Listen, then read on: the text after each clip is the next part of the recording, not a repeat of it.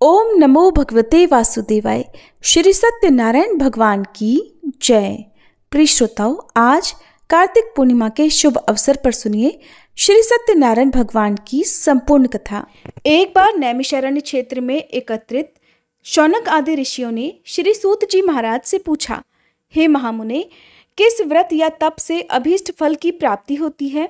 हम ये आपसे सुनना चाहते हैं, कृपया बताइए। तब श्री सूत जी बोले, देवर्षि नारद ने यही बात भगवान कमलाकांत से पूछी थी। हे ऋषियों, उन्होंने इसका जो उत्तर दिया था उसी को अब आप सभी ध्यान पूर्वक सुनिए। एक दिन दूसरों पर कृपा करने वाले योगी नारद जी विविध लोकों में घूमते हुए मृत्युलोक में आए। उन्होंने देखा यहाँ के सभी मनुष्य तरह तरह के दुखों से पीड़ित हैं और अपने अपने कर्मों के अनुसार विविध योनियों में जन्म लेकर दुख भोग रहे हैं। तब वे सोचने लगे कि किस उपाय से इन सभी का दुख निश्चित रूप से दूर हो सकता है। मन ही मन इस प्रकार सोचकर वे विष्णु लोक में गए और वहां जाकर उन्होंने शंख चक्र गदा पद्मधारी वनमाला से विभूषित शुक्ल वर्ण चतुर्भुज देव देवेश्वर भगवान नारायण को देखकर कुछ कहना चाहा। नारद जी बोले, नारायण नारायण, प्रभु आप मन और वाणी से अतीत अनंत शक्ति हैं, आदि मध्य और अंत से रहित हैं, निर्गुण हैं, गुणात्मा हैं, सबके आदिभूत हैं और भक्तों के दुखों का नाश करने वाले हैं। प्रभु आपको मेरा बारंबार नमस्कार है। भगवान श्री विष्णु ने नारद जी की स्तुति सुनकर इस प्रकार उत्तर दिया। भगवान बोले, महाभाग, आप किस प्रयोजन से यहाँ आए हैं और आपके मन में क्या इच्छा है? बताइए, मैं आपकी सभी बातों का उत्तर अवश्य दूंगा। तब नारद जी कहने लगे, प्रभु, मृत्युलोक में मनुष्य पाप कर्मवश तरह तरह की योनियों में जन्म लेकर तरह तरह से दुख भोग रहे हैं और अपने अपने पापों का फल प्राप्त कर रहे हैं। हे नाथ, उनके वे सारे क्लेश, वे सारे दुख बड़ी आसानी से ही कैसे दूर हो सकते हैं? यदि मुझ पर आपकी विशेष कृपा है तो वह उपाय बताइए, उसी को सुनने की मेरी इच्छा है। तब श्री भगवान कहने लगे, वत्स, लोगों के प्रति अनुग्रह कामी होकर तुमने बड़ी अच्छी बात पूछी है। जिसके करने से मनुष्य मोह से मुक्त हो जाता है, वह मैं तुमसे कह रहा हूं, ध्यान पूर्वक सुनो। एक अत्यंत पवित्र व्रत है जो स्वर्ग या पृथ्वी पर अति दुर्लभ है। मैं स्नेहवश, हे विप्र, आज उसी को प्रकट कर रहा हूं। इस व्रत का नाम सत्यनारायण व्रत है। इसको भली भांति विधान पूर्वक बतलाता हूं। इस व्रत का सम्यक रूप से अनुष्ठान किए जाने पर इस लोक में सुख भोग कर मनुष्य परलोक में मोक्ष को प्राप्त कर लेता है। भगवान की इस बात को सुनकर नारद जी ने फिर कहा कि प्रभु, इस व्रत का क्या फल है, इसकी क्या विधि है और किसने ये व्रत किया था और कब किया था, ये सब भी विस्तार पूर्वक बतलाइए। तब श्री भगवान बोले, इस व्रत से दुख शोक आदि का नाश होता है, धन धान्य की वृद्धि होती है और ये व्रत सौभाग्य, संतति और सर्वत्र विजय प्रदान करता है। मनुष्य भक्ति श्रद्धा के साथ जिस किसी दिन ये व्रत कर सकता है, परंतु सत्यनारायण देव निशामुख अर्थात संध्या के समय पूजे जाने पर संतुष्ट होते हैं। धर्मपरायण मनुष्य ब्राह्मण और बंधु बांधवों के साथ ये व्रत करे, भक्ति के साथ भोग लगाए। भोग उत्तम पदार्थों का होना चाहिए। भोग सवा के हिसाब से, जैसे सवा छटाक, सवा पाव, सवा सेर आदि होना चाहिए। केला, घी, दूध, गेहूं, गेहूं का आटा ना मिलने पर चावल का आटा और चीनी अथवा गुड़ का भोग लगाना चाहिए। ये सभी चीजें परिमाण में सवा के हिसाब से ही होनी चाहिए और सबको एकत्र कर निवेदन करना चाहिए। फिर घर के लोगों के साथ कथा सुनकर योग्य ब्राह्मण को दक्षिणा देनी चाहिए। इसके बाद ब्राह्मणों को प्रसाद खिलाकर अपने बंधु बांधवों के साथ भक्ति पूर्वक खुद भी प्रसाद ग्रहण करना चाहिए और भगवान के सामने प्रेम परवश होकर नाचना और गाना चाहिए। इसके बाद स्तुति करके श्री सत्यनारायण भगवान का स्मरण करते हुए घर जाना चाहिए। इस प्रकार करने पर मनुष्यों को निश्चय ही मनोवांछित फल प्राप्त होगा। विशेषकर इस कलयुग में तो सत्यनारायण व्रत के अलावा पृथ्वी पर अभीष्ट सिद्धि का और कोई उपाय है ही नहीं। पूर्व काल में एक ब्राह्मण इस व्रत को करके कृतकृत्य हो गए थे। अब उनकी कथा कहता हूँ, सुनो। काशीपुर ग्राम में एक निर्धन ब्राह्मण रहा करते थे। वे भूख प्यास से व्याकुल होकर सदा पृथ्वी पर भटका करते। ब्राह्मण को दुखी देखकर ब्राह्मण प्रिय भगवान वृद्ध ब्राह्मण का रूप बनाकर उनके पास आए और उन्होंने बड़े आदर के साथ पूछा, हे ब्राह्मण देवता, आप किस लिए अत्यंत दुखी होकर सारी पृथ्वी पर भटक रहे हैं? अगर आपकी इच्छा हो तो सारी बात मुझसे कहिए, मैं सुनना चाहता हूँ। ब्राह्मण ने कहा, मैं बड़ा गरीब हूँ और भीख मांगने के लिए ही इस प्रकार भटकता रहता हूँ। आप कोई उपाय जानते हो तो हे प्रभु कृपा पूर्वक मुझे बताइए। वृद्ध ब्राह्मण ने कहा, सत्यनारायण विष्णु भगवान मनचाहा फल देते हैं। हे ब्राह्मण, आप श्री सत्यनारायण भगवान का उत्तम व्रत करें। मनुष्य इस व्रत को करके सभी दुखों से मुक्त हो जाता है। भगवान बोले। वृद्ध बने वे सत्यनारायण ब्राह्मण को आदर पूर्वक व्रत की पूरी विधि बताकर वहां से अंतर्ध्यान हो गए। इसके बाद वे ब्राह्मण मन ही मन भगवान का चिंतन करते हुए अपने घर लौटे। उन्होंने समझा कि श्री नारायण ने ही मुझको ये व्रत बतलाया है, इसलिए मैं इस व्रत को अवश्य रखूंगा। ब्राह्मण इसी सोच विचार में रहे। उनको रात में नींद नहीं आई। प्रातःकाल उठते ही मैं सत्यनारायण व्रत करूंगा, ये संकल्प करके वह ब्राह्मण भिक्षा के लिए चल दिए। उस दिन ब्राह्मण को और दिन की अपेक्षा अधिक धन की प्राप्ति हुई। उसके द्वारा उन्होंने बंधु बांधवों के साथ सत्यनारायण भगवान का व्रत किया और उस व्रत के प्रभाव से वे श्रेष्ठ ब्राह्मण सभी दुखों से छूटकर संपूर्ण संपत्ति से संपन्न हो गए। तभी से वे हर महीने श्री सत्यनारायण व्रत करने लगे। श्री भगवान ने आगे कहा, हे देवर्षि, वे उत्तम ब्राह्मण वृद्ध रूपधारी नारायण के द्वारा व्रत को जानकर सभी पापों से मुक्त हो गए और उन्होंने दुर्लभ मोक्ष की प्राप्ति की। हे नारद, जिस समय इस व्रत का पृथ्वी में प्रचार होगा उसी समय मनुष्यों के सभी दुख नष्ट हो जाएंगे। श्री सूत जी बोले, हे ऋषियों, नारायण ने महात्मा नारद को जैसा कहा था ठीक वैसा ही मैंने आप लोगों से कह दिया, अब और क्या कहूँ। तब ऋषियों ने पूछा, इसके बाद पृथ्वी पर इस व्रत का अनुष्ठान किस मनुष्य ने किया था? हे मुने, ये सब हम सुनना चाहते हैं। इस विषय में हमारे मन में बड़ी श्रद्धा हो गई है। तब श्री सूत जी कहने लगे, मुनियों, उसके बाद पृथ्वी पर किसने ये व्रत किया था, अब ये भी सुनो। एक दिन वे श्रेष्ठ ब्राह्मण अपने बंधु बांधवों के साथ अपने वैभव के अनुसार व्रत कर रहे थे। उसी समय वहां एक लकड़हारा आया। लकड़हारे ने लकड़ी बाहर रख दी और वह ब्राह्मण के घर के अंदर चला गया। उस समय वह प्यास से पीड़ित था। उन ब्राह्मण को कार्य में लगे देखकर प्रणाम करके उसने पूछा, महाराज, आप ये क्या कर रहे हैं? ब्राह्मण ने कहा, ये श्री सत्यनारायण भगवान का व्रत है। ये व्रत दुख दारिद्रता का नाश करने वाला है और सभी प्रकार की इच्छित वस्तुओं को देता है, पुत्र पौत्र आदि की वृद्धि करता है। इस व्रत के प्रभाव से ही धन धान्य आदि महान समृद्धि से मेरा घर भर गया है। ब्राह्मण की इस बात को सुनकर लकड़हारे को बड़ी प्रसन्नता हुई। वह जल पीकर और प्रसाद लेकर शांत मन से श्री सत्यनारायण देव का चिंतन करता हुआ अपने नगर में चला गया। उसने मन ही मन कहा कि आज लकड़ियों के बेचने पर मुझे जो कुछ भी मिलेगा उसी के द्वारा मैं श्री सत्यदेव का ये उत्तम व्रत करूंगा। इस प्रकार मन में विचार कर वह लकड़ियों के बोझ को सिर पर उठाकर नगर में धनियों के रमणीय स्थान में पहुंच गया। आज लकड़हारे को लकड़ियों का दुगना दाम मिला। उसका मन प्रसन्न हो गया। वह पके हुए केले, चीनी, घी, दूध और गेहूं का आटा सब वस्तुएं सवाए हिसाब से लेकर घर पहुंचा। इसके बाद बंधु बांधवों को निमंत्रण देकर उसने विधि पूर्वक यह व्रत किया। इस व्रत के पुण्य प्रभाव से वह लकड़हारा धन और पुत्र से संपन्न हो गया तथा इस लोक में सभी सुख भोगकर अंत में सत्यपुर अर्थात वैकुंठ लोक को प्राप्त हुआ। श्री सूत जी महाराज कहने लगे, हे ऋषियों, अब एक और घटना कहता हूँ, सुनो। पूर्व काल में उल्कामुख नामक एक जितेंद्रिय सत्यवादी प्रबल पराक्रमी राजा थे।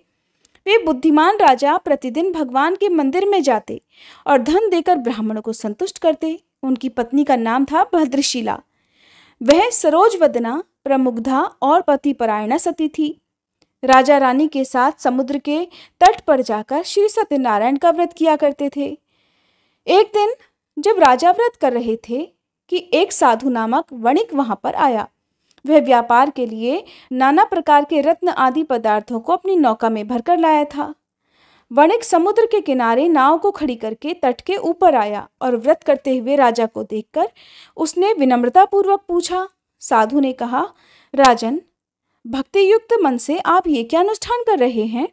इस समय मेरी से जानने की इच्छा है, इसलिए आप मुझे समझाकर कहिए। राजा बोले, साधो, मैं अपने बंधु बांधवों के साथ अतुलनीय तेज युक्त भगवान श्री विष्णु की पूजा कर रहा हूँ। मेरा यह व्रत पुत्र आदि की प्राप्ति के लिए है। इसके बाद साधु ने राजा को आदर पूर्वक प्रणाम करके कहा, राजन, इस व्रत की सांगोपांग विधि आप मुझे बतलाइए, क्योंकि मैं भी ये व्रत करना चाहता हूँ। मेरे भी संतान नहीं है। इस व्रत से मुझे निश्चय ही संतान की प्राप्ति होगी। ऐसा कहकर उस वणिक अर्थात व्यापारी ने राजा से व्रत की विधि अच्छी तरह पूछकर वहां से प्रस्थान किया और अपने व्यापार का काम पूरा करके वह आनंद के साथ घर लौट आया। कुछ ही दिनों के बाद उसकी पतिव्रता पत्नी गर्भवती हुई और समय आने पर उसने एक बहुत सुंदर कन्या को जन्म दिया। कन्या शुक्ल पक्ष के चंद्रमा की तरह दिनों दिन बढ़ने लगी। व्यापारी ने उसका जातकर्म आदि संस्कार करवाकर उसका नाम रखा कलावती। इसके बाद वणिक पत्नी लीलावती ने मधुर वचनों में एक दिन अपने पति से कहा, स्वामी, आपने पूर्व में जो श्री सत्यनारायण व्रत करने की प्रतिज्ञा की थी, अब उसे पूरी क्यों नहीं कर रहे हैं? साधु ने उत्तर दिया, प्रिय, मैं अपनी पुत्री कलावती के विवाह के समय अब सत्यनारायण का व्रत करूंगा। पत्नी को इस प्रकार आश्वासन देकर वह साधु वणिक समुद्र के तट की ओर चला गया। इधर पिता के घर में कलावती बढ़ने लगी। उसके बाद धर्म के जानने वाले पिता ने जब अपनी पुत्री को विवाह के योग्य देखा, तब अपने बंधु बांधवों से परामर्श करके साधु ने वर ढूंढने के लिए दूत को भेजा।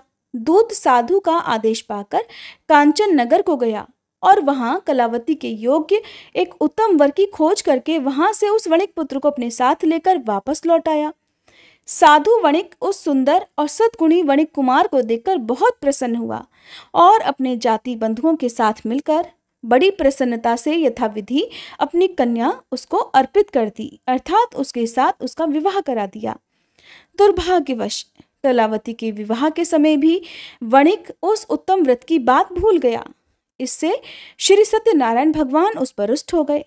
कुछ दिनों के बाद वह व्यापार में निपुण व्यापारी अपने श्रीमान जामाता अर्थात दामाद को लेकर व्यापार के लिए बाहर गया और राजा चंद्रकेतु के राज्य में समुद्र के पास ही रमणीय रत्नसार नगर में जा पहुंचा। वहां एक पुरी बनाकर वह अपना व्यापार करने लगा। उसी समय भगवान सत्यनारायण ने साधु को मिथ्यावादी जानकर उसे शाप देते हुए कहा कि आज से कुछ ही दिनों में तुम यही दुख को प्राप्त हो जाओगे। इधर उसी दिन एक चोर ने राजमहल में धन चुराया हुआ धन लेकर साधु के मकान के बगल के रास्ते से वह चोर जा रहा था। उसने घूमकर पीछे की ओर देखा। राजा के दूत उसके पीछे पीछे ही दौड़कर आ रहे थे। वह डर गया और चुराए हुए धन को वहीं छोड़कर जल्दी से भाग गया। दूतों ने आकर देखा कि साधु व्यापारी के घर के पास राजा का धन पड़ा हुआ है। तब उन्होंने जामाता के साथ उस साधु व्यापारी को पकड़ लिया और उन दोनों को बांधकर बड़ी प्रसन्नता से तुरंत राजा के पास ले जाकर कहा कि हे प्रभु, दोनों चोर पकड़ में आ गए हैं, इन्हें देखिए और आज्ञा दीजिए कि क्या किया जाए। इसके बाद राजा की आज्ञा से दूतों ने दोनों व्यापारियों को अच्छी तरह बांधकर बड़ी कठिन कारावास में डाल दिया। उस समय उनके संबंध में कोई भी विचार नहीं किया गया। उन दोनों ने बहुत कुछ कहा, किंतु श्री सत्यनारायण भगवान की माया से किसी ने उनकी एक भी नहीं सुनी। इसके बाद राजा चंद्रकेतु ने उनकी सारी धन संपत्ति छीन ली। इधर सत्यदेव के शाप से घर में लीलावती और कलावती पर भी दुख आ गया। घर में जो कुछ भी धन संपत्ति थी चोरों ने सारी चुरा ली। लीलावती मानसिक और शारीरिक दुखों से और भूख प्यास से पीड़ित होकर दाने दाने की चिंता में नगर में घर घर भटकने लगी। इस प्रकार कलावती भी प्रतिदिन अन्न के लिए भटकने लगी। एक दिन भूख से व्याकुल कलावती घर से निकलकर किसी ब्राह्मण के घर पहुंची। उसने वहां देखा कि श्री सत्यनारायण भगवान का व्रत हो रहा है। वह वहीं बैठ गई और कथा सुनकर उसने भगवान से मनोरथ पूर्ति के लिए प्रार्थना की। इसके बाद प्रसाद लेकर उसी रात को वह अपने घर लौट आई। लीलावती ने अपनी कन्या को बहुत डांटकर कहा कि बेटी, तू इतनी रात तक कहाँ थी? तेरे मन में क्या है? कलावती ने उत्तर दिया, माता, ब्राह्मण के घर सत्यनारायण भगवान का व्रत था, मैं उसी को देख रही थी। श्री सत्यनारायण भगवान का ये व्रत सभी मनोरथों को पूर्ण करने वाला है। अपनी कन्या की बात सुनकर लीलावती भी यह व्रत करने को तैयार हो गई और उस साध्वी साधु पत्नी ने अपने सुहृद बंधुओं के साथ श्री सत्यनारायण भगवान का व्रत रखा। मेरे स्वामी और दामाद शीघ्र घर लौट आए। श्री सत्यनारायण भगवान से उसने बार बार इस वरदान के लिए प्रार्थना की और कहा, प्रभु मेरे पति और दामाद का अपराध क्षमा कर दीजिए। तब वणिक पत्नी के व्रत से भगवान सत्यनारायण प्रसन्न हो गए और उन्होंने श्रेष्ठ राजा चंद्रकेतु को स्वप्न में दर्शन देकर कहा कि राजन, सवेरा होते ही इन दोनों व्यापारियों को छोड़ देना और उनका जो धन तुमने छीना है उससे दोगुना उन्हें दे देना, नहीं तो मैं राज्य, धन और पुत्र के साथ तुम्हारा नाश कर दूंगा।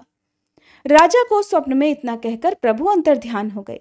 प्रातःकाल होते ही वह राजा अपनी सभा में गए और अपने स्वजनों के साथ वहां बैठकर उन्होंने दूतों को आज्ञा दी कि अभी जाकर उन दोनों बंदी महाजनों को तुरंत कैद से मुक्त कर दो। राजा की आज्ञा पाकर दूतों ने दोनों व्यापारियों को मुक्त कर दिया और उन्हें साथ लेकर विनयपूर्वक राजा से कहा, महाराज, दोनों व्यापारियों की हथकड़ी बेड़ी खोलकर हम उन्हें यहाँ ले आए हैं। उसी समय उन दोनों के मन में पुरानी बातें याद आई और भगवान सत्यनारायण की महिमा को याद करके वे दोनों व्यापारी विस्मय और भय से विह्वल हो गए।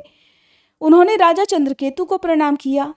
राजा ने भी उनको देखकर बड़े आदर से कहा, दैववश तुम्हें ये महान कष्ट भोगना पड़ा, अब तुम्हें कोई भय नहीं है, तुम दोनों को मुक्त कर दिया गया है। इसके बाद राजा चंद्रकेतु ने सोने और रत्नों से बने हुए गहनों के द्वारा दोनों व्यापारियों को सुसज्जित किया। बड़ी मीठी वाणी से उनको अति सुख पहुंचाया और छीने हुए धन से दोगुना धन देकर उनसे कहा, साधो अब अपने घर जाओ।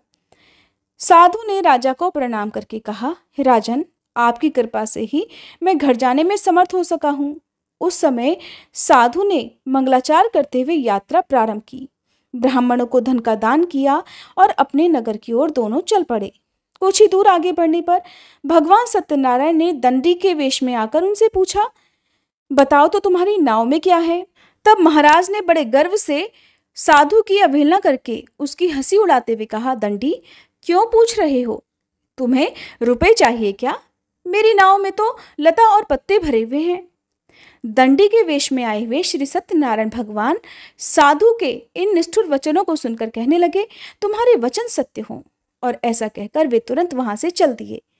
दंडी के कुछ दूर चले जाने पर साधु भी समुद्र के किनारे पहुंचा और नित्य क्रिया आदि करके जब वह अपनी नाव पर गया तो उसने देखा कि नाव में तो लता और पत्ते भरे हुए हैं। ये देखकर उसे बड़ा आश्चर्य हुआ और वह मूर्छित होकर धरती पर गिर पड़ा। थोड़ी देर के बाद होश आने पर वह बड़ी चिंता में डूब गया। अपने ससुर की यह दशा देखकर दामाद ने उससे कहा कि आप किस लिए शोक कर रहे हैं? ये सब तो दंडी महाराज के शाप का ही फल है। वे सब कुछ करने में समर्थ हैं, वे ही हरता करता है, इसमें कोई संदेह नहीं। हम दोनों चलकर उन्हीं की शरण लें तो हमारा मनोरथ पूर्ण हो जाएगा।